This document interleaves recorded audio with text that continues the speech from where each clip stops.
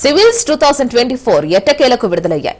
శక్తి దుబేకు మొదటి ర్యాంక్ లభించగా హర్షిత్ గోయల్ కు second rank, Parag కు థర్డ్ ర్యాంక్ సాధించారు. ఇక తెలుగు రాష్ట్రాలకు చెందిన సాయి శివాని 11వ ర్యాంకు, బన్నా వెంకటేష్ 15వ ర్యాంక్ సాధించారు.